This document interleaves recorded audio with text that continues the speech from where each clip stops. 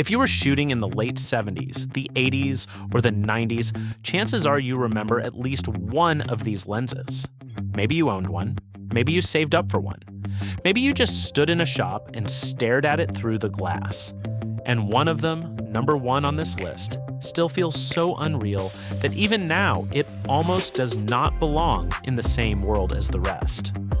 Welcome back to Alt Buzz Lenses, where we talk about the glass that actually meant something.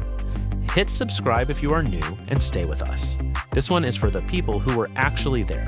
So let's get into it.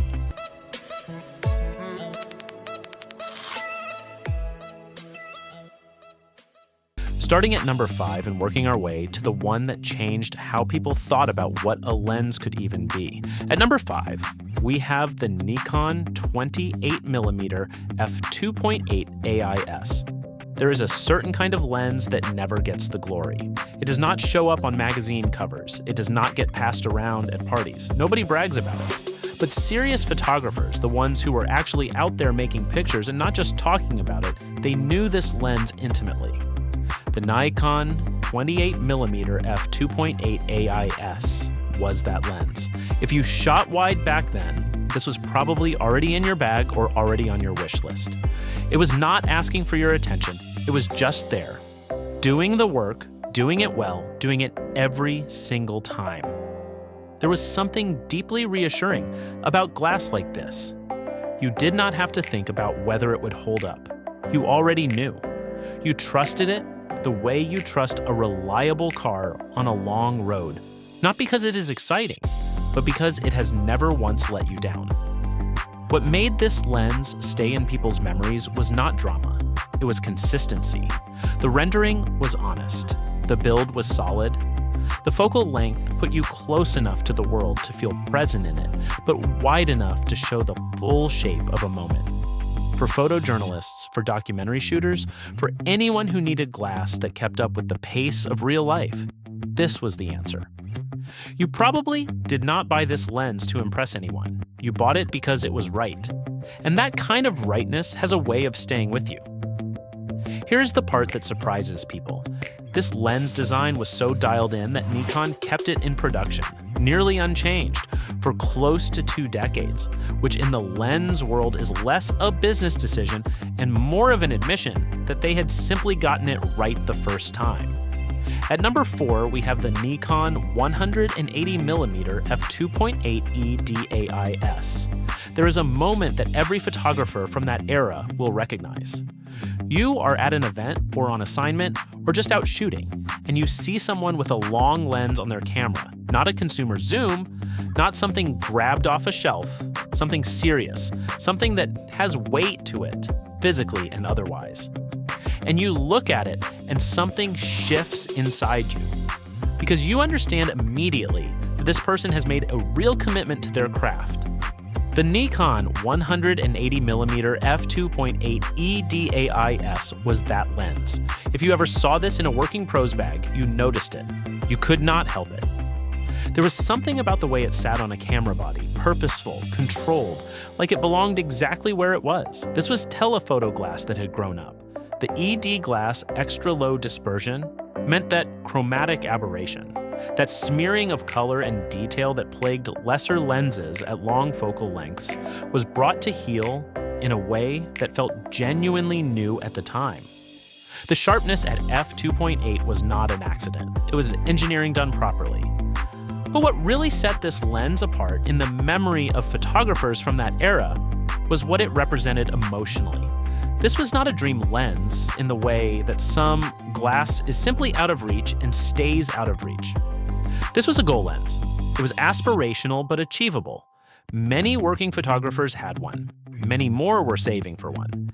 And when you finally had it, when you finally put it on your camera and felt the balance of it, raised it to your eye and felt that compression, that beautiful, flattering compression of a long, fast prime, you felt something shift in how you thought of yourself as a photographer. This was the lens that said you had arrived. And once you had felt that, you never quite forgot it. And here is something most people do not know.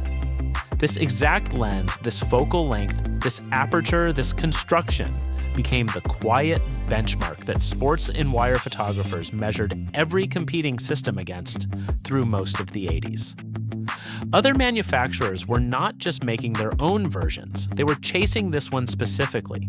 If this is bringing back some memories, the weight of old glass, the smell of a camera bag, the feeling of a lens you have not thought about in years suddenly coming back into focus, hit that like button and subscribe. There are more videos like this coming, and this is exactly the kind of channel worth staying on. At number 3, we have the Nikon 50mm f1.2 AIS. Not everyone owned this one, but almost everyone knew what it meant. In an era when f1.4 was already considered fast, f1.2 was something else entirely. It was a number that carried weight, a number that showed up in catalog pages and stayed in your head. Because what f1.2 represented in the late 70s and into the 80s was not just light gathering ability, though it had that in extraordinary measure. It represented a kind of photographic ambition. It said, I want to shoot in the dark. I want to shoot where other lenses cannot follow. I want to push past the limits that most photographers accept without question. The Nikon 50mm f1.2 AIS was the lens that made that possible in a way that felt real. Not theoretical, not experimental, but actual and tangible and right there in your hands if you were willing to pay for it. And the price was the thing. It was not impossible. It was not the Noct, which we will get to, and which existed in a completely different economic atmosphere. The f1.2 was within reach for a serious amateur or a working professional who had made their priorities clear, which made it both a purchase and a statement. Many people had the 50mm f1.4. Many people loved it, and rightly so, but the f1.2 sat just one step above it on a shelf that felt qualitatively different. Maybe you had the f1.4 and always wondered what that extra third of a stop felt like in practice. Maybe the f1.2 was the one you kept putting off next year, after this job, when the timing is right. Either way, you never forgot it. That is the nature of the lens that almost was. It stays with you in a way that the lens you actually own sometimes does not. What makes this genuinely strange in hindsight, the optical formula Nikon used for this lens traces back to a design that predates the AI era entirely, meaning photographers were trusting their most light-hungry, high-stakes shots to glass, whose fundamental architecture was older than many of them realized, and it kept delivering anyway. At number 2, we have the Nikon 105mm f2.5. Let's slow down here, because this one deserves it. There are lenses that are respected, there are lenses that are admired, and then there are lenses that are loved genuinely personally in a way that has nothing to do with specifications and everything to do with what those lenses helped you make. The Nikon 105mm f2.5 is that lens. If you shot portraits in that era, this lens probably meant something to you personally, not as a tool, as a companion. As the glass you reached for when the moment actually mattered. The rendering of this lens was something that photographers talked about the way musicians talk about tone. It was smooth in a way that digital sharpening cannot replicate and software cannot fully simulate. The way it separated a subject from a background, not aggressively, not with the artificial drama of a faster aperture, but with a gentleness that felt true to how we actually see the world when we are paying attention to someone. That was something special. Faces photographed through this lens looked like faces, not like photographs of faces. There is a difference, and this lens understood it. Think about what this lens was present for across that era: weddings, first days and last days, children growing, families gathered, the quiet portraits that nobody planned but everybody treasures. For a lot of photographers, the 105mm f2.5 was not just the lens they used for those moments. It was part of the memory itself. Decades later, people who have not touched a film camera in 30 years can still tell you exactly what this lens felt like in their hands. That is not a specification. that is a legacy.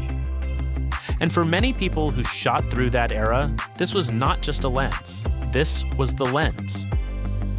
Here is a fact that puts it in perspective. Steve McCurry's Afghan Girl, one of the most recognized portrait photographs in history, was shot on a 105mm Nikkor. Not this exact version, but the lineage is direct. That image and this lens come from the same family of thinking about what a portrait focal length should do. Before we get to number 1, and if you know Nikon glass, you already have a feeling about what it is. Make sure you are subscribed. Hit the bell. Because this is exactly the kind of channel that rewards the people who stay.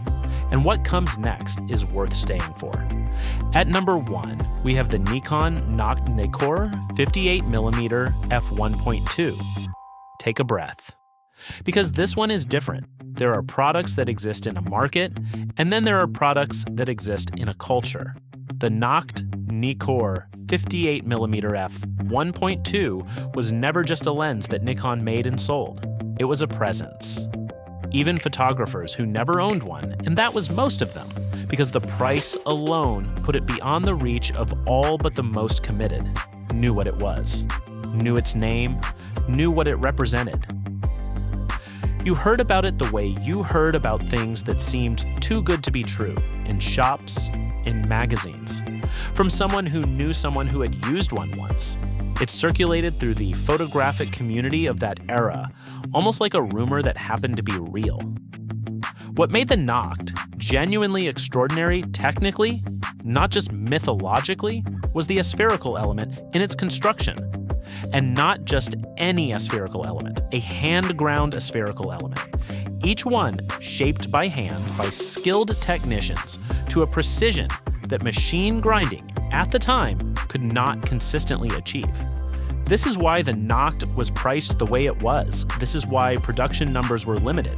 This is why finding one was not simply a matter of walking into the right shop with the right amount of money. It was a lens that existed in finite quantities, made with a level of craft that was already uncommon and would only become rarer as manufacturing moved forward. The purpose of all that craft was specific: to eliminate the chromatic aberration, the smearing of point light sources into birdwing shapes that plagued fast lenses when shooting at night. At f1.2, shooting artificial lights in darkness, lesser lenses fell apart. The Noct held together. The Noct delivered point sources as points, clean, precise, as close to perfect as glass and geometry and human hands could manage. But the technical story, as remarkable as it is, does not fully explain why the Noct-NIKKOR lives in people's memory the way it does. There is something else. Something harder to articulate, but impossible to miss when you talk to photographers from that era about it. They drop their voice slightly, they pause before they say the name. There is a reverence there that goes beyond respect for a well-made object. The Noct existed in the background of an entire era of photography, not for everyone, not even for most, but present. Present in the pages of catalogs, present in the glass cases of the finest camera shops, present in conversation.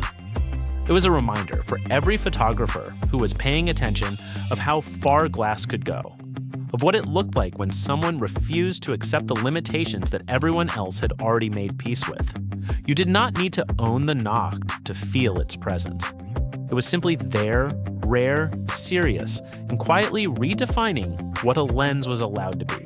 And the number that makes people stop cold when they hear it. Over the entire production run of the original Noct-NIKKOR, Nikon is believed to have made fewer than 10,000 units total, in a world where serious photographers numbered in the millions. That is not a limited edition. That is closer to a secret. That is the list. 5 lenses, 5 names that never quite left. Whether you owned one or just remembered it from a catalog page you turned 30 years ago, drop it in the comments. We want to know which one stayed with you. We will see you in the next one. Some glass is just gear. And then there is the glass that stays with you. That is what Alt Buzz Lenses is here for.